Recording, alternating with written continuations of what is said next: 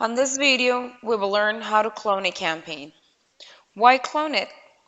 Because simply after we create a campaign, there is no way of editing it.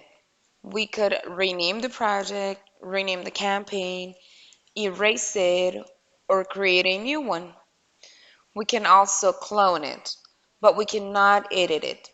And a lot of times, part of the strategy is to go back and do the exact same configuration that we have on another campaign.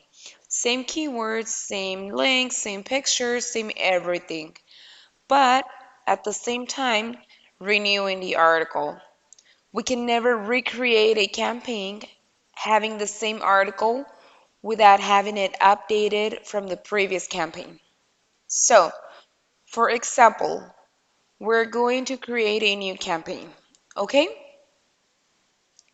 We will name it campaign 1. We click here test, test. Let's see, test and test. I am not going to do anything else. I am just showing you so you can visualize how to clone.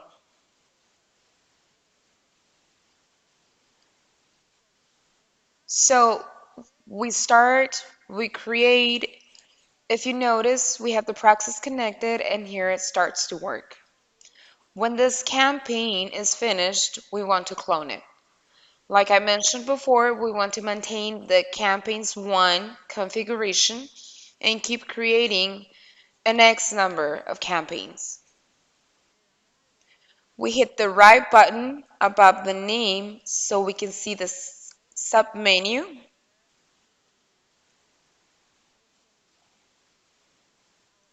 Now, we do have the option to clone. As you can tell, we choose clone project and see. Here is everything as we had it before. Same diagram, URLs, keywords, articles. This is the one article we have to update and we have to change the campaign's name.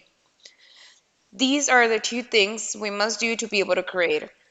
That way, I change the name, I update the article, and I hit start. There you go. It's ready. This is exactly all we need to do to be able to clone a campaign. That's it.